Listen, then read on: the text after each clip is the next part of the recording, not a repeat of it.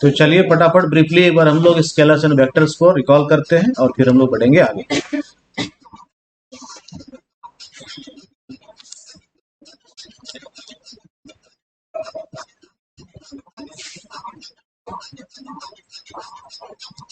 This is physical quantity. Physical quantity, physical quantity किसको बोल रहे थे हम लोग?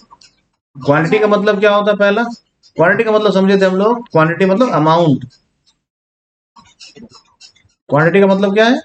अमाउंट। अमाउंट का मतलब, अमाउंट का मतलब हाउ मच। यस, अमाउंट का मतलब हाउ मच। इसका जो आंसर है ना, दैट इज क्वांटिटी। क्लियर हो गया? अब क्वांटिटी जो है, इसको फिजिकल क्वांटिटी जो है, इसको हम लोग कैसे समझते हैं? जो भी मेजरेबल थिंग है ना, that can be measured, that can be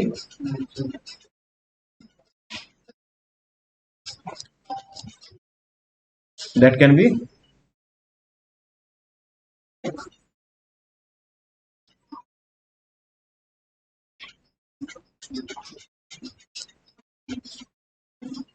that can be measured। अब मेजर जो हम लोग करते हैं, इसमें दो चीज आता है। पहला आता है मैग्नीट्यूड और दूसरा क्या आता है? यूनिट। दूसरा क्या आता है? यूनिट। ठीक है भाई। तो पहला हो गया फिजिकल क्वांटिटी क्या है, तो that can be measured is physical quantity. Quantity का मतलब समझ में आ गया, it is actually amount, the answer of how much. और जिसका आंसर आता है ना, that is called magnitude. How much a physical quantity is, magnitude is what? It is how much a physical quantity is. Magnitude का मतलब क्या है? How much physical quantity is. ठीक है भाई। इसका जो आंसर है ये मैग्नीट्यूड है। यूनिट समझ में आ रहा है? ठीक है। जैसे अगर हम लोग डिस्टेंस को मेजर करना चाह रहे हैं, तो डिस्टेंस हम लोग कितना लिखते हैं? सपोज करो कि लिखते हैं 200 metre. This 200, this numerical value is,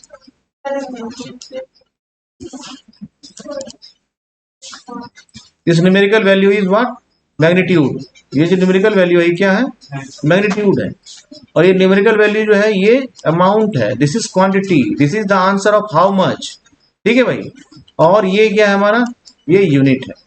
तो ये भी मेंशन करना जरूरी है, नहीं तो ये पता नहीं चलेगा 200 क्या है, यार्ड है, किलोमीटर है, मीटर है, सेंटीमीटर है, ये पता नहीं चलेगा। ठीक है। तो कोई भी फिजिकल क्वांटिटी है ना, it is always associated with some magnitude and some unit. ठीक है भाई। ये हो गया फिजिकल क्वांटिटी। अब लोग इसमें दो पढ़ते हैं। Physical quantity is basically of two types. One is scalar, another one is vector.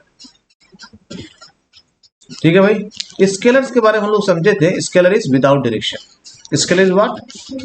Without direction. देखिए भाई, स्केलर हो या वेक्टर हो, दोनों के साथ क्या होगा ना, मैग्नीट्यूड और यूनिट होगा ही होगा, because both are the physical quantities. समझ के बात को? तो ये है without direction. Scalars are the physical quantities without direction and vectors are the physical quantities with direction. ठीक है। अभी समझते हैं हम लोग। जैसे प्रीवियस क्लास में हम लोग कुछ एग्जांपल देखे थे स्टेडियम का। ये स्टेडियम का देखे थे ना। इसमें हम लोग देखे थे कि जो ए से बी का जो ये पूरा एक स्प्रिंटर जो दौड़ रहा है, ये कितना था? 250 मीटर। जो इसका एक्चुअल पाथ था, जो एक्चुअल लेंथ ये कवर किया यहां से ए टू बी, ये कितना कवर किया था? 250 मीटर। तो इसको हम लोग क्या बोलेंगे? डिस्टेंस। क्या बोलेंगे? इसको डिस्टेंस क्यों बोल रहे हैं? क्यों इसमें बोल रहे हैं कि ये विदाउट डायरेक्शन होगा? डिस्टेंस का एग्जांपल कर लोग लिए थे किसमें? स्केलर्स में। और बता दें ये क्या होता है? विदाउट डायरेक्शन होता है। क्यों विदाउट डायरेक्शन है? एक्चुअली ये कहना गलत होता है without direction. Actually there is no proper direction, there is no uniform direction actually. क्यों? अब ये ऑब्जेक्ट इस पॉइंट ए से चल रहा है, तो ये कोई ना कोई डायरेक्शन में तो जा ही रहा है।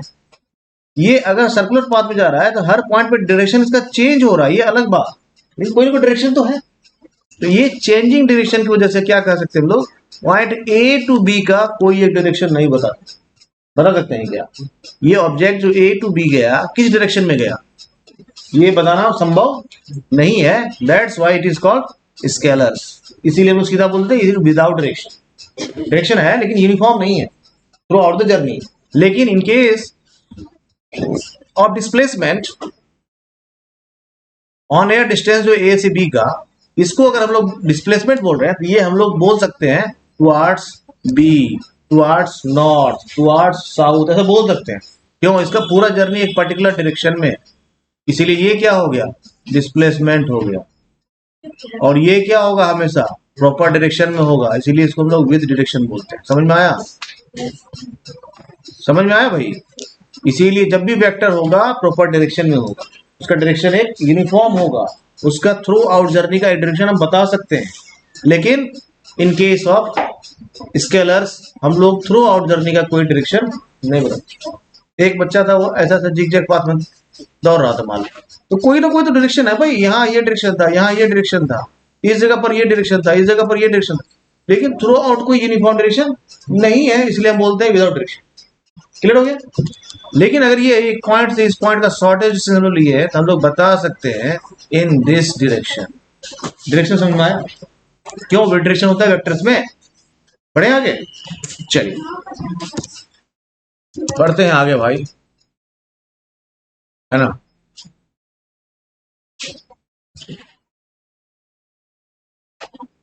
तो प्रीवियस क्लास में हम लोग डिस्टेंस और डिस्प्लेसमेंट के बीच में डिफरेंस देख पाए, है ना, ठीक है, देख पाए थे भाई। बढ़ते हैं आगे कुछ एक क्वेश्चन की तरफ, ठीक है, कुछ एक न्यूमेरिकल्स है उसको देखते हैं हम लोग। In the given figure object starts its motion at point A, ये पॉइंट ए है भाई, है ना। पॉइंट ए से ऑब्जेक्ट जो अपना मोशन स्टार्ट कर रहा, गोज टू बी, ठीक है, then C, then D and again came back to A, ठीक है भाई। यानी मोशन इसका इस डायरेक्शन पर ऐसे जा रहा है, ऐसे जा रहा है, ऐसे जा रहा है, फिर ऐसा आ रहा है यहाँ ए पर, ठीक है। Find distance at point A, point A पे टोटल डिस्टेंस क्या हो, टोटल डिस्टेंस ट्रेवल्ड क्या हो जाएगा, क्या हो जाएगा भाई, क्या हो total distance travelled. You have given 4 options, A to B का डिस्टेंस, फिर B to C का, और फिर C to D का, और फिर D to A का हम लोग ऐड कर देंगे, है ना। ये ऐड करने से कितना हो जाता है हमारा 16 हो जाता है, तो 16 metre will be the answer. Next question, in the given figure object starts its motion at point A, point A से स्टार्ट कर रहा है, goes to BCD similarly and again came back to A, find displacement at point A. Point A पे displacement क्या होगा उसका, बहुत अच्छे, ठीक है भाई। पॉइंट ए पर उसका डिस्प्लेसमेंट क्या हो जाएगा, ये समझ में आ गया सबको, यानी डिस्टेंस और डिस्प्लेसमेंट सबको समझ में आ रहा है, ठीक है भाई। बढ़ते हैं आगे, सब कुछ समझ में आ जाएगा, तुमको बस बने रहना, है ना, और टेक्स्ट बुक्स को पढ़ते रहना।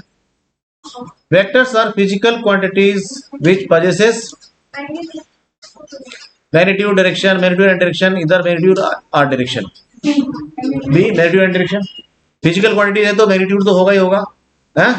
Vectors are physical quantities which possesses direction, physical quantities है मैग्नीट्यूड तो होगा ही होगा उसमें, है ना। तो ये ऑप्शन करेक्ट नहीं है, ठीक है, ये मोस्ट ऑफ द बुक ऐसा प्रिस्क्राइब करता है, लेकिन करेक्ट आंसर क्या है, direction, because vectors are the physical quantities and vectors are physical quantities, it means it has already magnitude and unit, if it has proper direction it is vectors. समझ में आता है, physical quantities with proper direction is vectors, ठीक है। when an athlete runs on a circular track and reaches the same point, the displacement will be equal to distance, displacement greater than 0, distance is greater than displacement, distance is lesser than displacement, क्या होगा भाई, circular track ये होगा, when an athlete runs on a circular track and reaches the same point, यहां से circular track है, यहां से चलना शुरू किया, यहां पहुंच गया, है ना, तो इसका डिस्प्लेसमेंट और डिस्टेंस इक्वल होगा क्या? कभी नहीं होगा। इसका डिस्टेंस क्या होगा? सरकमफ्रेंस हो जाएगा। डिस्प्लेसमेंट क्या हो जाएगा भाई? जीरो हो जाएगा। Second number B, distance is greater than displacement. ठीक है भाई, डिस्टेंस ग्रेटर देन डिस्प्लेसमेंट होगा, कुछ भी होगा जीरो से बड़ा ही होगा। डिस्प्लेसमेंट इज ग्रेटर देन, ये तो कभी हो ही नहीं सकता। Displacement never be greater than zero, zero से बड़ा नहीं हो सकता। हो सकता है क्या? हो सकता है। डिस्प्लेसमेंट जीरो से बड़ा नहीं हो सकता है। डिस्प्लेसमेंट डिस्टेंस से बड़ा नहीं हो सकता, है ना। डिस्टेंस जो है ये लेस देन डिस्प्लेसमेंट हो ही नहीं सकता, ये क्वाइट इम्पॉसिबल स्टेटमेंट है। क्या बचा? क्या सही होगा? समझ में आता ही? क्यों हुआ समझ में आया? अरे क्यों हुआ समझ में आया? चलिए, now displacement is dash quantity, scalar और vector. Displacement is what? Displacement is vector quantity. Yes, it is quantity actually.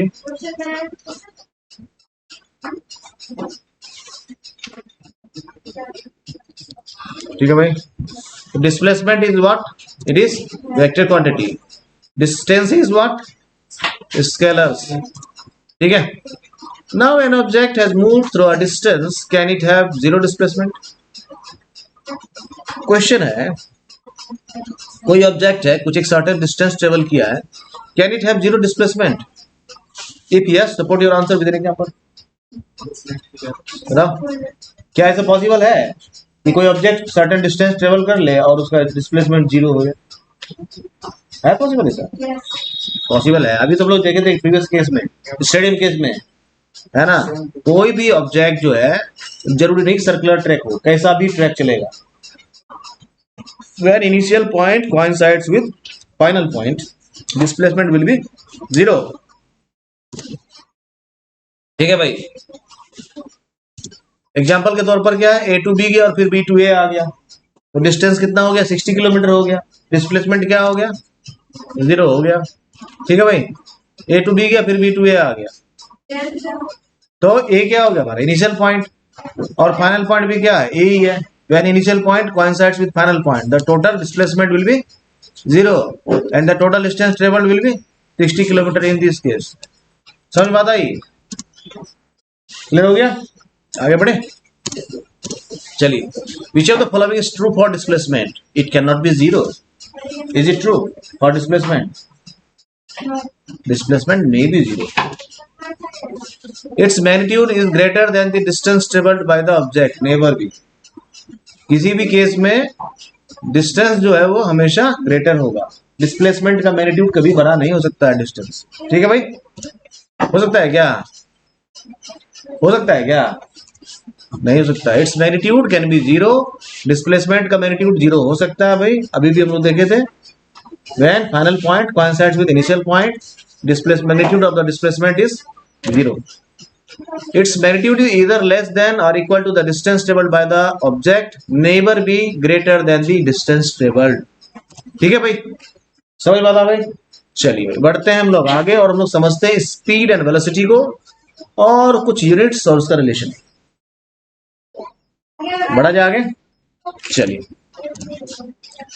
Speed and velocity देखो भाई, अभी हम लोग पढ़े स्केलर्स एंड वेक्टर्स और उसके बाद हम लोग पढ़े डिस्टेंस एंड डिस्प्लेसमेंट। बहुत प्यार से अगर हम लोग समझने की कोशिश करेंगे तो हम लोग ऐसा समझ सकते हैं कि स्पीड जो है इसका रिलेशन जो है डिस्टेंस से। स्पीड का रिलेशन किसके साथ है? डिस्टेंस के साथ है। और वेलोसिटी का रिलेशन किसके साथ है? डिस्प्लेसमेंट के साथ। ठीक है भाई, ऐसे याद रहेगा। स्पीड का रिलेशन किसके साथ है? डिस्टेंस के साथ। और वेलोसिटी का रिलेशन किसके साथ है? डिस्प्लेसमेंट के साथ। Both are the scalars and both are the vectors. ठीक है, ये स्केलर्स और वेक्टर्स भी ध्यान रखना। ठीक है, समझ बात आई? स्पीड क्या है? स्पीड इक्वल टू क्या होता है भाई? यस, मैथ में हम लोग पढ़ते हैं स्पीड इक्वल टू होता है डिस्टेंस बाय टाइम। इधर भी ऐसा ही होता है, थोड़ा थोड़ा आगे इम्प्रूव करेंगे हम लोग। और सिमिलरली वेलोसिटी इक्वल टू क्या होगा? बहुत अच्छे, ये समझने के लिए हो गया डिस्प्लेसमेंट बाय। ठीक है भाई, ये समझ में आ गया। इसके बाद कुछ एक टर्म्स हम लोग और समझेंगे, उसको हम लोग बोलते हैं क्या? Average speed and average velocity.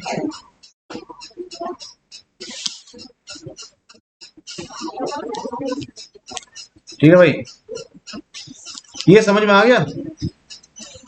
तो बचपन से पढ़ रहे होंगे क्या?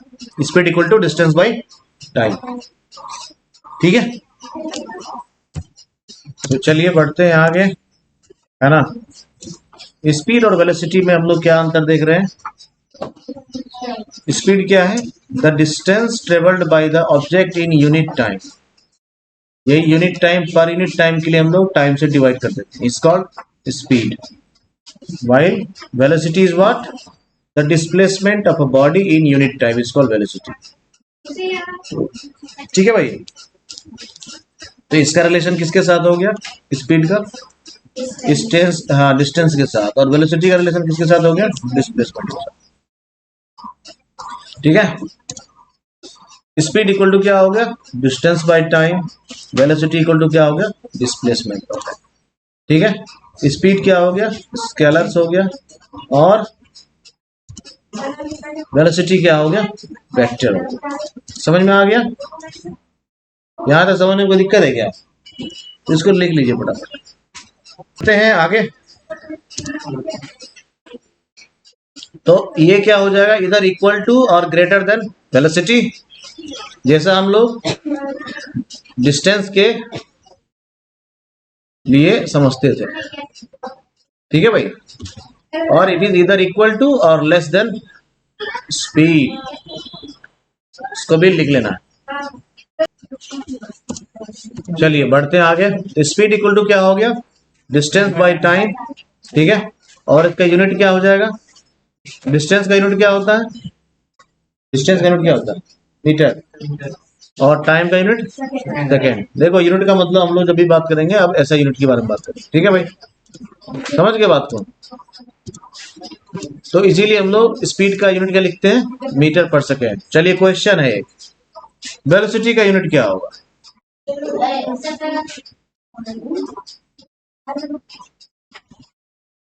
वेलोसिटी का यूनिट क्या होगा? डिस्प्लेसमेंट का यूनिट बताओ पहले क्या होगा? डिस्प्लेसमेंट का यूनिट क्या होगा?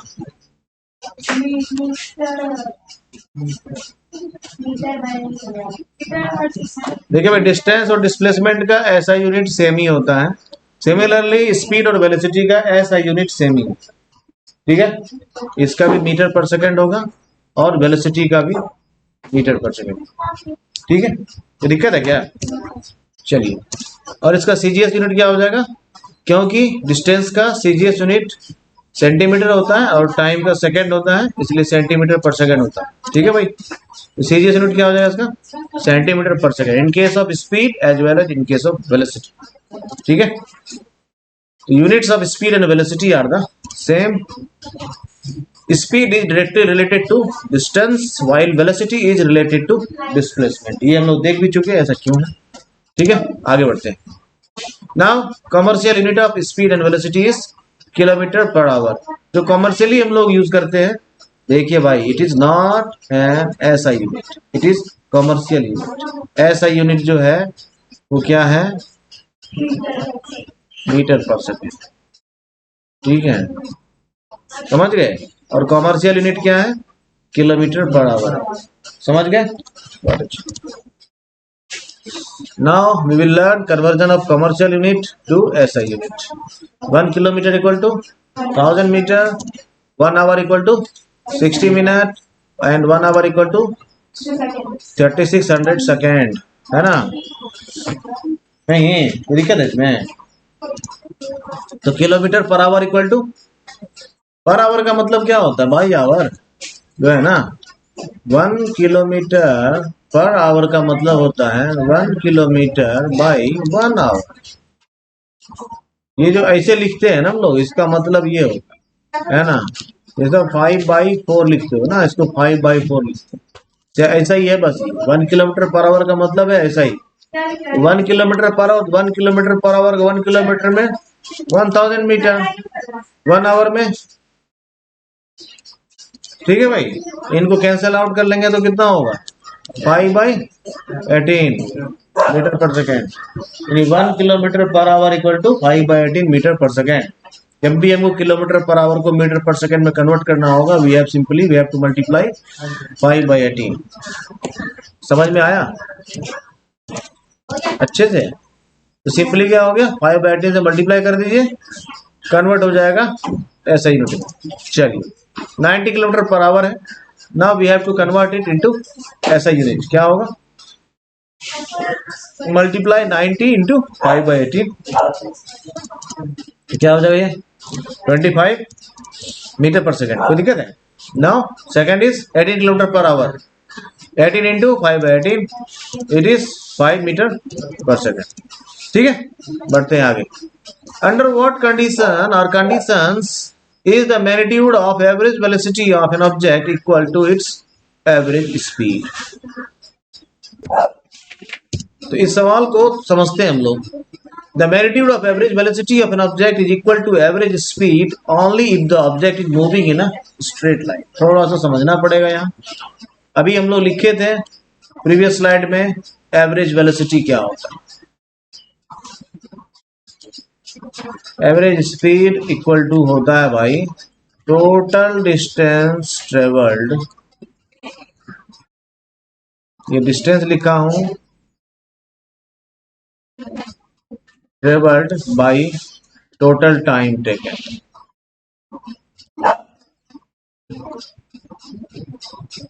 ये होता है एवरेज स्पीड, है ना। और एवरेज वेलोसिटी क्या होता है,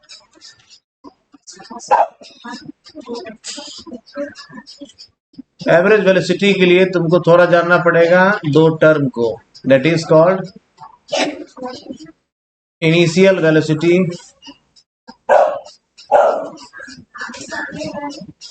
that is denoted by u and final velocity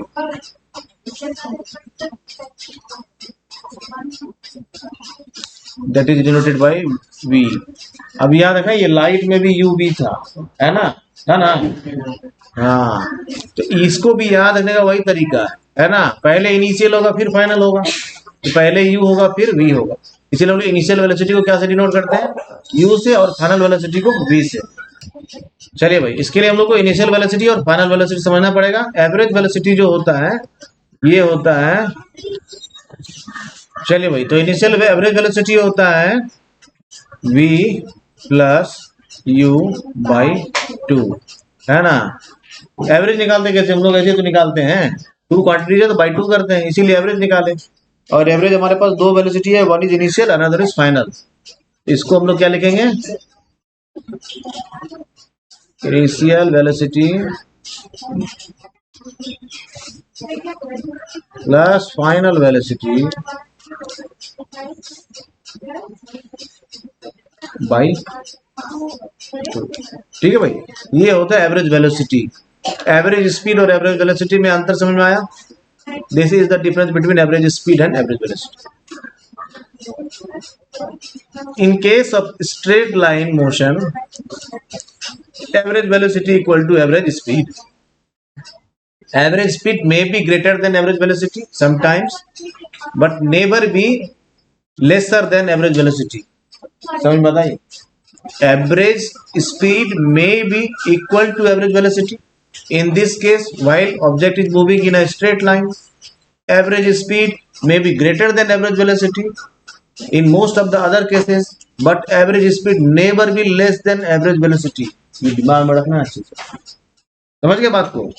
ये वैसा ही केस है जैसे हम लोग डिस्टेंस और डिस्प्लेसमेंट के केस, है ना। इसको हम लोग डिस्प्लेसमेंट की जगह पर रखेंगे और इसको हम लोग डिस्टेंस के केस में। डिस्टेंस तुम्हारा जो है ना, it may be equal to displacement, it may be greater than displacement, but it never be less than displacement. समझ के बात को? ऐसा ही है बस एवरेज वेलोसिटी और एवरेज स्पीड के साथ। Your average speed may be greater than average velocity, may be equal to average velocity, but never be less than average velocity. समझ के बात? दिक्कत है क्या? आगे बढ़े, आगे बढ़े भाई। तो चलिए इसको देख लेते थोड़ा सा डायग्राम में। स्ट्रेट लाइन मोशन जो होगा उस केस में क्या होगा, एवरेज वेलोसिटी इक्वल होगा किसके, एवरेज स्पीड के। Now we have a numerical, a cheetah is the fastest land animal and can achieve a peak velocity of 100 kilometre per hour, है ना। ये न्यूमेरिकल है बस, है ना। एक्चुअली पीक स्पीड चीता का जो है कहीं कहीं 120 किलोमीटर पर आवर तक रहता है। एक्चुअली वही करेक्ट भी है, ये हम लोगों को न्यूमेरिकल से मतलब है ना। Here the data is given 100 kilometre per hour up to distance less than 500 metre. ध्यान देना, if a cheetah spots its prey मतलब जो उसका टारगेट है, जो शिकार है, at a distance of 100 metre, what is the maximum time it will take to get its prey if the average velocity attained by it is 90 kilometre per hour. Average velocity लिखा, if the average velocity attained by it is 90 kilometre per hour. Average velocity दिया हुआ है ना, distance दिया हुआ है, कितना distance पर है, ठीक है। You have to calculate the total time. बनाइए, चलिए देखते हैं सोल्यूशन फटाफट। बस ध्यान देना, यहाँ पर क्या 90 किलोमीटर पर आवर है, इसको कन्वर्ट करना है मीटर पर सेकेंड। 90 को 5/18 से मल्टीप्लाई कर लेना है ना, 25 मीटर पर सेकेंड हो जाएगा। बस इतना ही तो खेल था इसमें, और कोई खेल थोड़ी है। हाँ ठीक है भाई। तो एवरेज वेलोसिटी क्या हो गया, displacement by time taken. Displacement कितना है हमारा 100 मीटर, और टाइम टेकन कितना, वेलोसिटी कितना होगी, average velocity 25 metre per second. Time कितना लगेगा उसको, 4 सेकेंड। समझ में आता है? टोटल टाइम कितना हो जाएगा उसका, 4 सेकेंड। समझ में आया? कोई दिक्कत है समझने में? आगे बढ़ते हैं भाई, चलिए। Now we have a numerical. During an experiment, a signal from a spaceship reached the ground station in 5 minutes. Time कितना है भाई, 5 मिनट्स। क्या करना है, इसको सेकेंड में कन्वर्ट कर लेना है। What was the distance of the spaceship from the ground station? The signal travels at the speed of light, that is 3 into 10 to the power 8 meter per second. Speed of light कितना है भाई, 3 lakhs kilometre पर second, और 3 into 10 to the power 8 metre per second. ठीक है, speed दे रखा है, time दे रखा है ना, डिस्टेंस फाइंड करना। देखिए सवाल बनाने का तरीका है, न्यूमेरिकल सॉल्व करने का तरीका सीखना। सबसे पहला काम क्या करना है, इसको समझो। सबसे पहले जो डेटा गिवन है ना उसको लिखना है। टाइम दिया हुआ है, इसको लिखिए। टाइम कितना गिवन है, 5 मिनट। इसको लिखिए 5 into 60 यानी 300 सेकेंड, ये लिखना है इसको। उसके बाद स्पीड दे रखा है, स्पीड दे रखा है 3 into 10 to the power 8 metre per second. ध्यान देना, इसको हम लोग मीटर पर सेकेंड पढ़ते हैं भाई। ये जो लिखा है ना इसको मीटर पर सेकेंड पढ़ते हैं। मीटर सेकेंड ऐसा लिखा है, इसको हम लोग पढ़ते हैं मीटर पर सेकेंड। क्यों पढ़ते हैं इसको, ऐसा पता है? कोई भी नंबर पे जब पावर -1 होता है उसका मतलब होता है 1/x, इसीलिए मीटर इंटू 1/सेकेंड, इसी को हम लोग लिखते हैं मीटर सेकेंड पे पावर -1, इसीलिए ऐसा लिखते हैं। इसको पढ़ते हैं लोग मीटर पर सेकेंड। फटाफट सॉल्व करना इसको, ठीक है। ठीक है भाई, सिग्नल जा रहा है, इसको रिसीव कर रहा है कितना टाइम में, 5 मिनट्स में।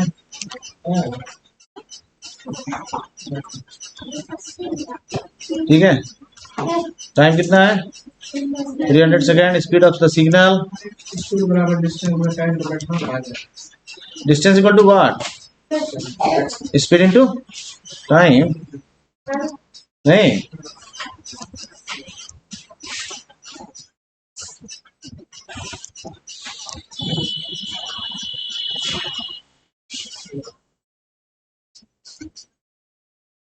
तो total distance travelled equal to speed into time taken.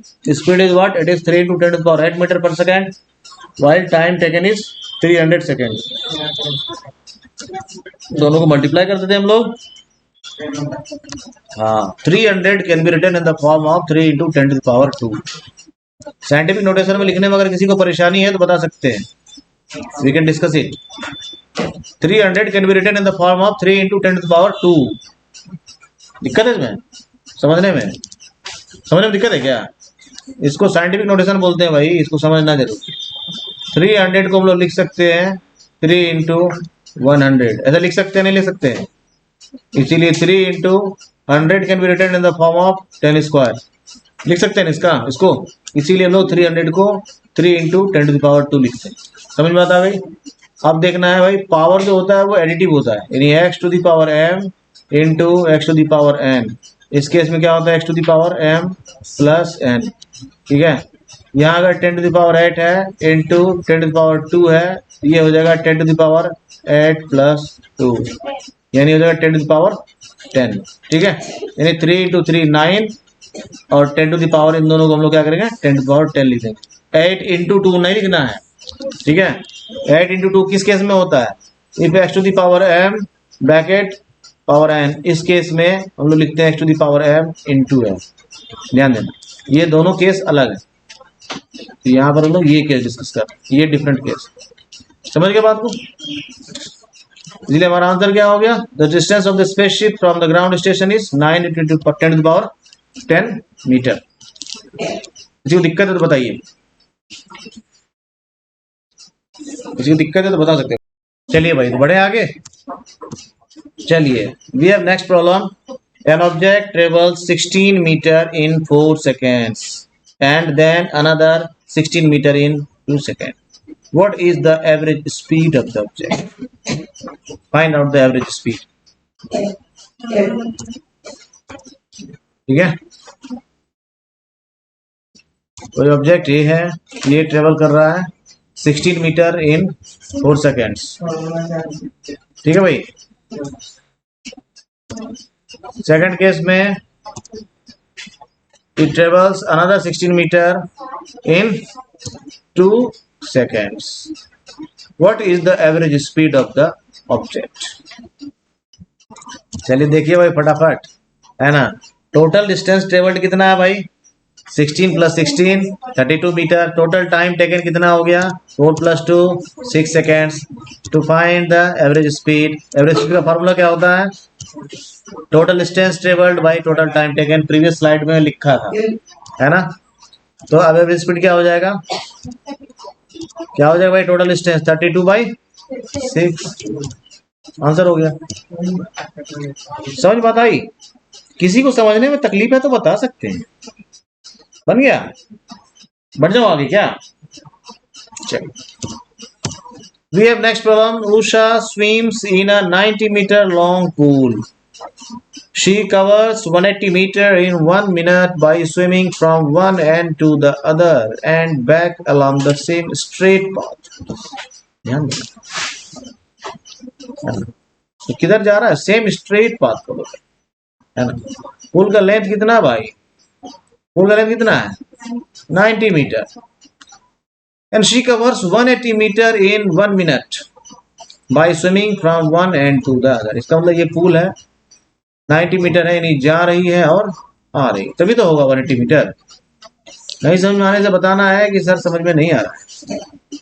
ठीक है, पूल का लेंथ है 90 metre. She covers 180 metre in 1 minute. Time दे रखा है. By swimming from one end to the other end back along the same straight path. Find the average speed. Average speed find करना है and find the average velocity. Average speed find कीजिए और average.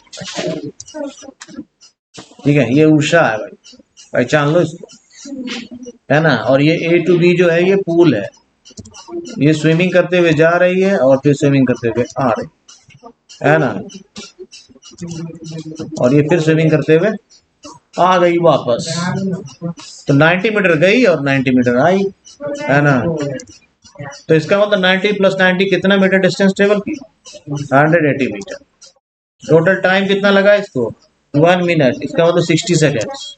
नहीं, total distance हो गया 100 metre. तो displacement इसका कितना होगा भाई? डिस्प्लेसमेंट कितना हो जाएगा? बहुत अच्छे, ठीक है। डिस्प्लेसमेंट क्या हो जाएगा? 0। टोटल टाइम कितना है इसका? 1 मिनट, यानी 60 seconds. To find the average speed, average speed is what? It is the total distance travelled का टोटल टाइम टेक, है ना। ठीक है, समझ गए? जिसको समझने में परेशानी होगी बताना। 3 मीटर पर सेकेंड क्या होगा इसका? Average speed. और डिस्प्लेसमेंट कितना हमारा? 0 है, तो एवरेज वेलोसिटी क्या हो जाएगा? 0 हो जाएगा। समझ में आई? कोई दिक्कत है? किसी को समझने में परेशानी है तो बताइए। चलिए बढ़ते हैं आगे। Now we will discuss acceleration and types of acceleration. ठीक है, क्या बढ़ा जाएगा क्या? हाँ, चलिए बढ़ते हैं आगे भाई।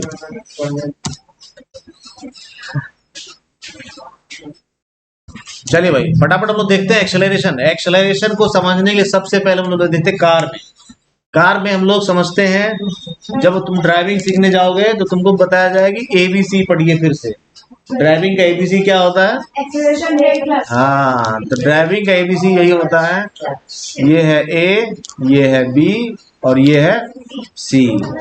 ए माना एक्सेलरेटर, बी माना ब्रेक और सी माना क्लच, है ना। किसी भी कार में एबीसी को इसी तरह से सिखाया जाता है। इसका ओरिएंटेशन दिमाग में डाल के रखिए, तो पता चला कि जिस टाइम तुमको ब्रेक मारना चाहिए तो तुम एक्सीलरेटर दबा दिए, बस हो गया काम, है ना। हाँ? इसीलिए उस समय में अगर तुम्हारा दिमाग काम नहीं करेगा ना, अनर्थ हो जाएगा। क्या समझे? इसीलिए जब भी आदमी ड्राइव करता है उसको इसीलिए कहता है आप कंसंट्रेट रहिए। नहीं, थोड़ा भी मिस्टेक होगा, क्या होगा तुम समझ सकते हो, है ना। इसीलिए इनका प्रॉपर कोऑर्डिनेशन पता होना चाहिए। Now come to the point. तो एक्सेलरेशन का मतलब क्या होता है? गाड़ी को जो हम लोगों को रेस करना रहता है तो हम लोग क्या करते हैं? इस पेडल को दबाते हैं। ये पेडल क्या कहलाता है? एक्सेलरेटर पेडल कहलाता है, ठीक है। इसका मतलब जब भी हम लोग इसको पुश करते हैं हम लोग एक्सेलरेट करते हैं गाड़ी, ठीक है। और गाड़ी एक्सेलरेट करने से क्या होता है? अगर गाड़ी 5 किलोमीटर पर आवर की स्पीड से जा रही थी, हम उसको क्लिक करते हैं और बढ़ जाता है कितना? 10, है ना। ऐसे स्पीड अप करते हैं, ठीक है। और इसको एक्सेलरेशन को छोड़ते हैं, ब्रेक को पुश करते हैं, तो क्या होता है? गाड़ी, अगर हम लोग का गाड़ी अभी 20 की स्पीड से जा रही होती है ना, तो ये तुरंत 5 की स्पीड में आ जाती है। तो ये डिसेलेरेशन का काम करता है और ये एक्सेलरेशन का काम करता है ना। इसको निगेटिव एक्सेलरेशन क्रिएट करने के लिए भी यूज करते हैं। समझ गए बात को? अगर इसको ना भी पुश करें, सिंपली इसको अगर हम लोग रिलीज कर देंगे तो जो फ्रिक्शन है वो ब्रेक का काम करता है ना। जो फ्रिक्शन रोड ऑफर करता है किसको? टायर सब दबाए, ठीक है। तो वो भी डिसेलेरेशन का काम करता है। और एक कार का ब्रेक जो है ये भी डिसेलेरेशन का काम करता है। तो अभी हम लोग फिलहाल समझेंगे एक्सेलरेशन क्या है, ठीक है भाई। इसको हम लोग क्या बोलते हैं? एक्सेलरेटर बोलते हैं। और बीच वाले को क्या बोलते हैं? याद रखो इसको, नहीं तो कांड हो जाता है कभी कभी। आदमी जब घबराहट में आता है ना, तो ऐसा खूब सारे केस में हुआ। बाइक भी चलाने जब नया नया सीखता है लोग, तो स्लो करने की बजाय और एक्सीलेटर घुमा ही देता है, पता है ना। एक कार के केस में तो और ज्यादा होता है। थोड़ा सा एक्सीलेटर दबा दोगे तो कार तो रॉकेट हो जाता है तुरंत। पता चला एक्सीलेटर के बजाय ब्रेक की बदला दबा दिया एक्सीलेटर, बस हो गया, सारा सिग्नल तोड़ के उस पार पहुंच गया। उस पार मतलब समझ रहे हो ना। Acceleration is what? ये लाइन याद रखना, rate of change of velocity. ये बस लाइन ध्यान रखना है, इसी पर सारा ज्ञान है एक्सेलरेशन का। Rate of change of velocity, rate of change of velocity is what? Acceleration. Acceleration denote क्या चीज से करते हैं?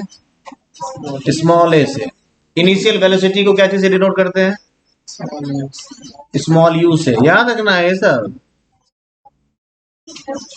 है ना। इसकी आवश्यकता पड़ेगी फिर से। इनिशियल वेलोसिटी को हम लोग क्या चीजें डिनोट करते हैं, यू से, और फाइनल वेलोसिटी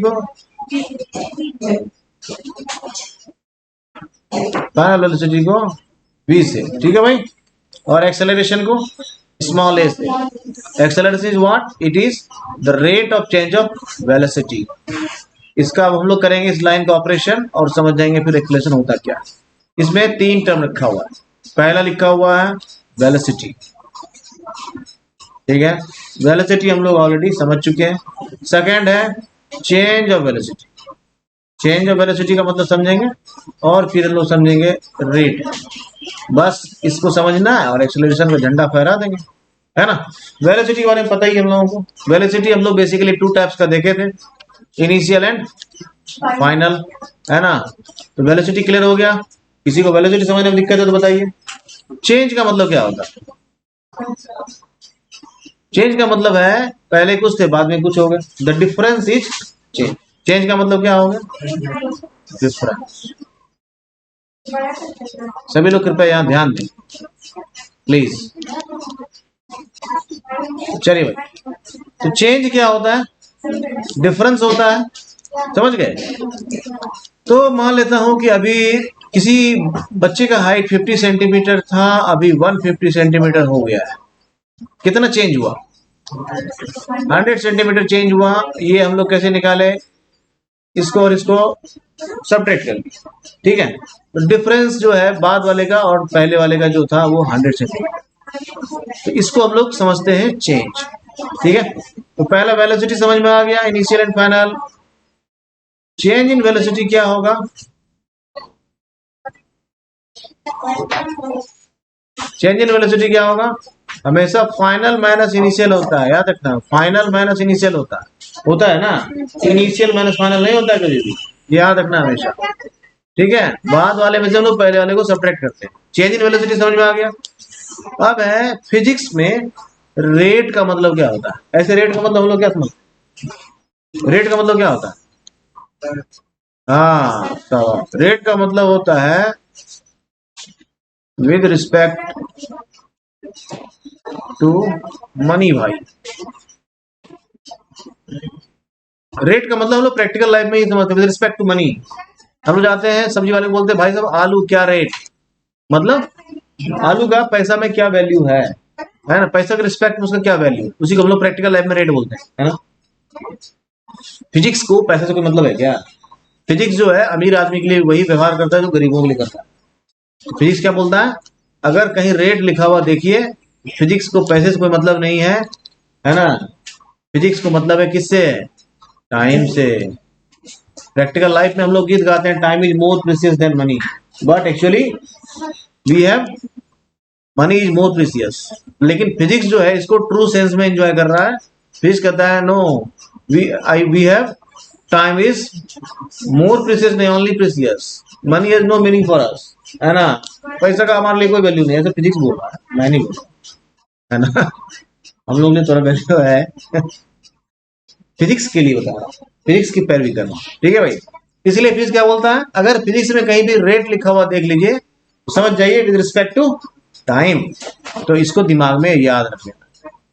फिजिक्स में रेट का मतलब होता है विद रिस्पेक्ट टू टाइम।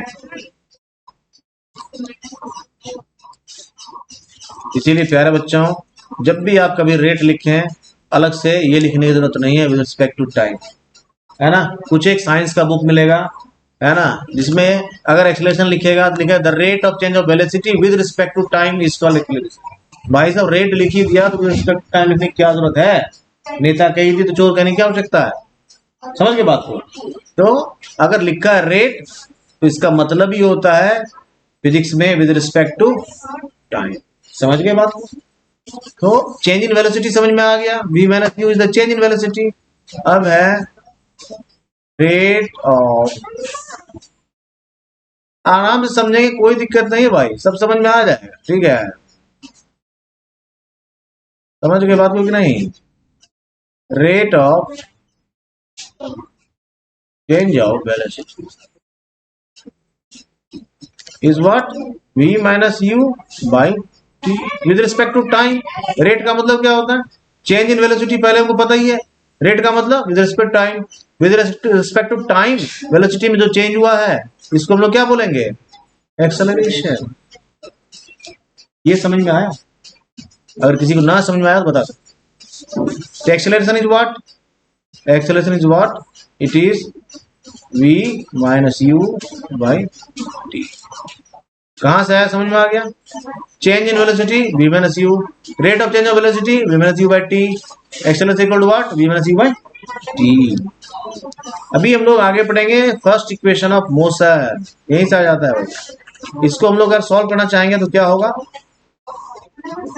थोड़ा सा ध्यान देना प्लीज, समझ आए सब फटाफट, है ना?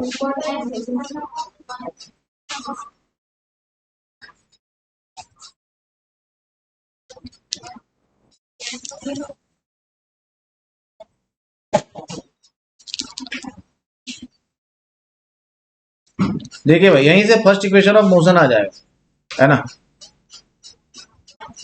इसको हम लोग क्या ऐसा लिख सकते हैं? A T equal to V minus U, ऐसा लिख सकते हैं ना? और ये माइनस यू इस साइड आएगा तो क्या हो जाएगा? ऐसा लिख सकते हैं ना? यही मोशन का first equation, first equation of motion. देखिए, अगर तुम समझ रहे हो कि न्यूमेरिकल्स कुछ डिफिकल्ट चल रहा है तो प्यारे बच्चों अभी स्टार्ट नहीं हुआ, क्योंकि अभी हम लोग मोशन का इक्वेशन भी नहीं पढ़े, है ना? अभी हम लोग मोशन का जब इक्वेशन पढ़ेंगे ना तब असल न्यूमेरिकल्स स्टार्ट होगा। This is called first equation of motion.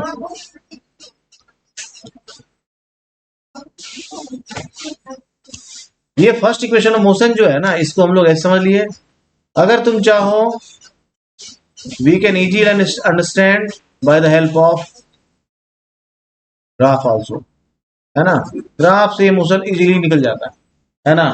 और तुमको फिर और भी मजा आने वाला है। इसको लिख लीजिए फटाफट।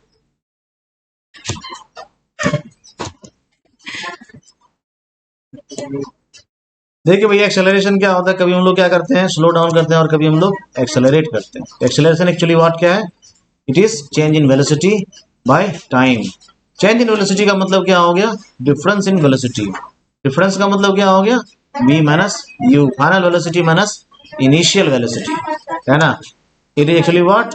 It is v minus U by T. Final का मतलब क्या होता है? फाइनल का मतलब क्या होता है? आफ्टर सम टाइम, है ना? समझ गए भाई? ये सारा चीज को समझते जाना है फटाफट, है ना? अब एक्सेलरेशन का यूनिट देखें हम लोग। एक्सेलरेशन यूनिट क्या होगा? एक्सेलरेशन यूनिट क्या होगा? v माइनस यू क्या होगा? कोई स्पीड ही होगा, कोई वेलोसिटी ही होगा। तो actually velocity bye time, velocity by time मतलब टाइम इंटू टाइम, दो बार हो गया, नहीं होगा? तो metre per second by second क्या हो जाएगा? मीटर पर सेकेंड स्क्वायर, है ना? मीटर पर सेकेंड स्क्वायर, और उसको सीजीएस में अगर देखेंगे सेंटीमीटर पर सेकेंड स्क्वायर। समझ बात आ गई? इसी को हम लोग ऐसा भी लिखते हैं। इसका यूनिट याद रखना बहुत जरूरी है, एग्जाम में पूछता है। इसी को हम लोग ऐसा भी लिख सकते हैं, एक ही चीज,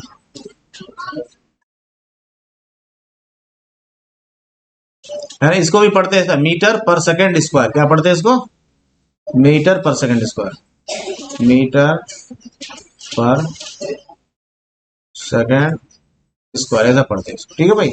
मीटर पर सेकेंड स्क्वायर, और ये सेंटीमीटर पर सेकेंड स्क्वायर, ठीक है?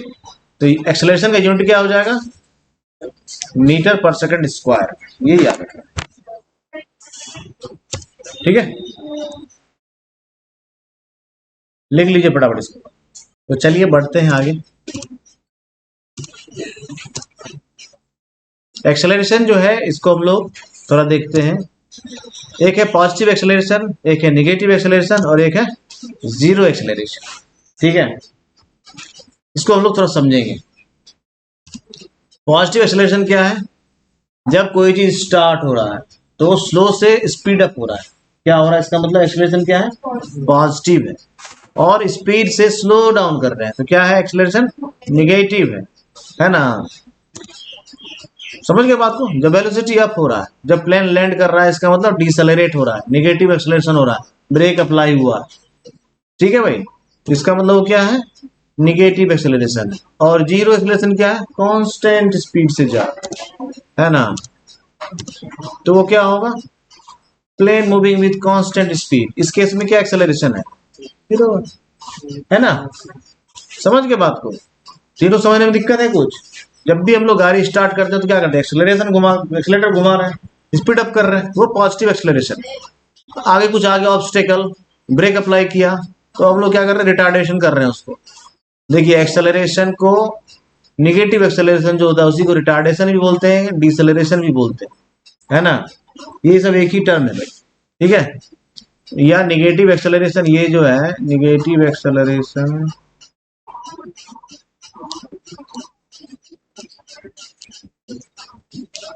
ये निगेटिव एक्सेलरेशन हो, सॉरी, निगेटिव एक्सेलरेशन हो, रिटार्डेशन हो या फिर डिसेलरेशन हो, ये सब का मतलब एक ही होता है। इसका मतलब है ब्रेक अप्लाई हो चुका है ना। और जब प्लेन जो है कांस्टेंट स्पीड से मूव कर रहा है, इसका मतलब एक्सेलरेशन क्या है, जीरो एक्सेलरेशन। समझ में आया, चलिए बढ़े आगे। जीरो एक्सेलरेशन केस में क्या होता है, वेलोसिटी कांस्टेंट होता है, ठीक है भाई। देखो सीधा है ना, चेंज इन वेलोसिटी का मतलब क्या होता है, एक्सेलरेशन।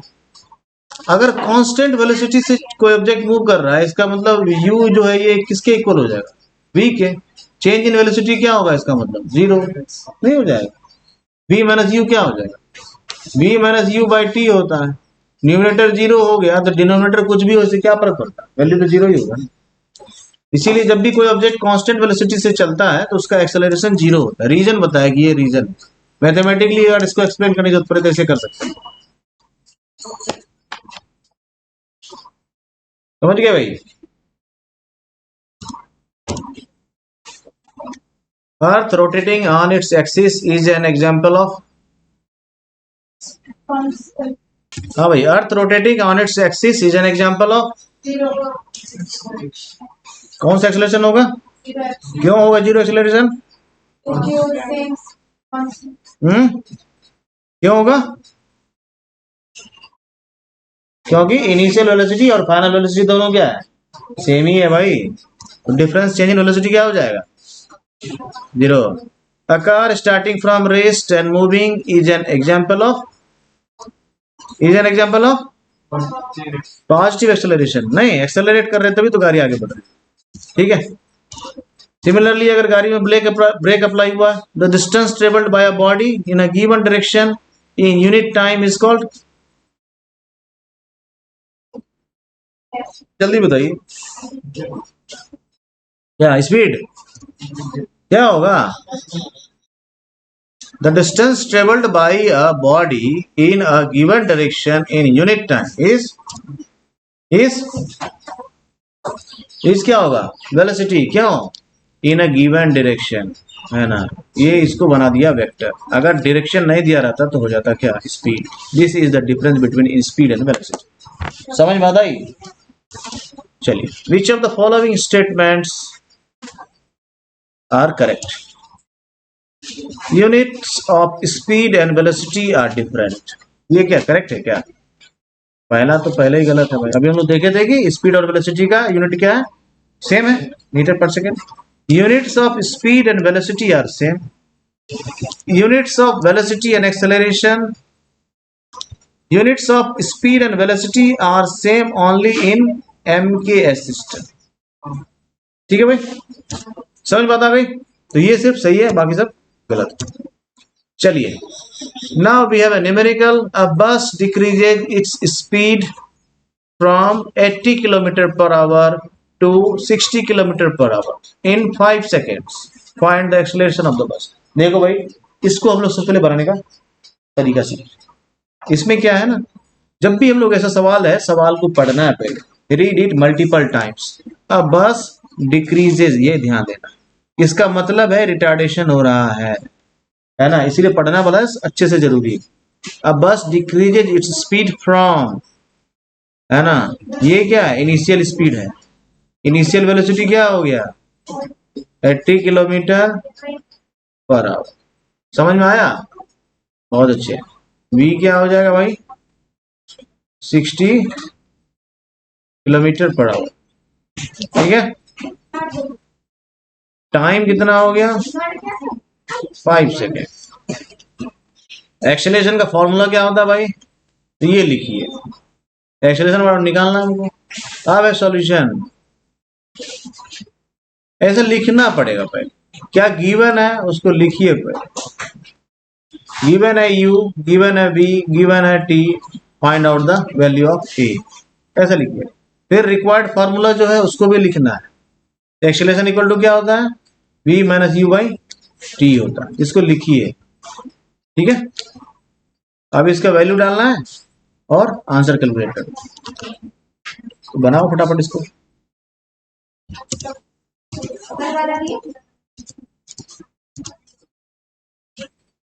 देखिए भाई, जो भी वैल्यू दिया हुआ है सबसे पहला काम होता है convert it into its respective SI units, है ना।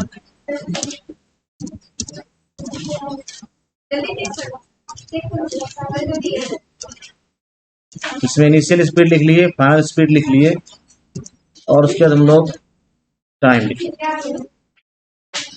Now we have to find the acceleration. What is acceleration? Acceleration is v minus u by t। v का वैल्यू पता है हमको, u का वैल्यू पता है, put the value of v and u and find out the acceleration.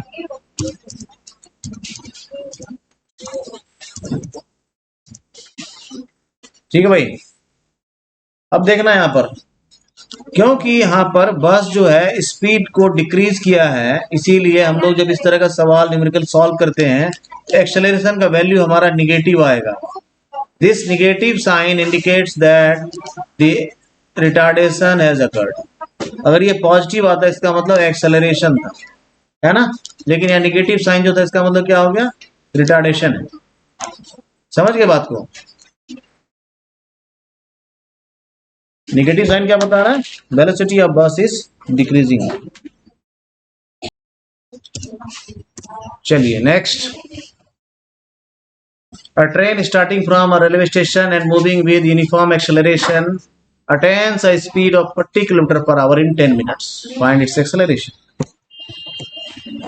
देखिए भाई, starting from a railway station, क्या लिखा है, क्या लिखा है, यानी u क्या हो गया हमारा 0, और attains of velocity of 40 kilometer per hour, है ना। Attains of velocity of 40 kilometer per our, ठीक है, इन 10 मिनट्स। तो टाइम कितना हो गया 10 मिनट्स, ठीक है। बनाइए फटाफट, convert it into their respective SI units, है ना। ठीक है भाई, इनिशियल स्पीड कितना हो गया 0 kilometre per our, final speed क्या हो गया 40 kilometer per hour. Convert 40 into meter per second.